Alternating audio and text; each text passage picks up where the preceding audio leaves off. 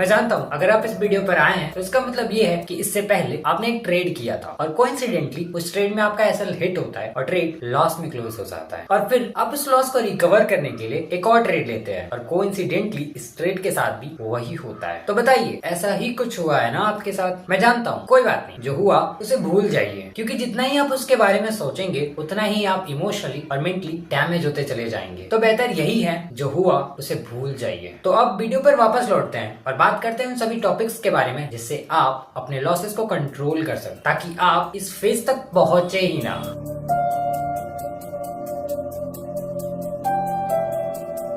Let's talk about step number 1। Market start होने से पहले अपने रिस्क को डिफाइन कीजिए। It's very important. और हाँ, नहीं मैटर करता है आप कौन सी स्ट्रेटेजी यूज करते हैं। इवन अगर आप स्कैल्पिंग करते भी हैं तो आपको पता होना चाहिए कि आप कितने रुपए का रिस्क लेने वाले हैं। तो स्टार्टिंग में मैं भी यही गलती करता था, ट्रेड एग्जीक्यूट कर देता था और ये सोचता था कि अगर ये ट्रेड प्रॉफिट में आएगा तो ही क्लोज करूंगा, बट अक्सर ऐसा होता कम था। कोई नहीं, आप ऐसी गलती मत कीजिएगा। Define your risk before taking a trade. Now let's talk about step number 2, define particular setup. अब यहाँ सेटअप से मेरा मतलब एक ऐसी सिचुएशन से है। फॉर एग्जांपल, मैं न्यूयॉर्क सेशन में ट्रेड तभी करूंगा जब मार्केट लिक्विडिटी स्वीप करने के बाद मुझे कैंडल कंफर्मेशन देती है, नहीं तो मैं कोई ट्रेड नहीं करूंगा। Step number 3, don't trade when you have not a peaceful mind. बहुत सारे लोग जो ऑफिस में वर्क करते हैं उनके बॉस से बहस हो जाती है और बहुत सारे हस्बैंड्स का उनकी वाइफ के साथ बहस हो जाती है। और अगर तुम एक टीनेजर हो तब तो पूछना ही नहीं है, कभी घर की सिचुएशन से तो कभी गर्लफ्रेंड की वजह से। तो हर इंसान की लाइफ में एक ऐसी सिचुएशन होती है जहाँ उसका मानसिक संतुलन हिल जाता है। तो इस सिचुएशन में आपको ट्रेड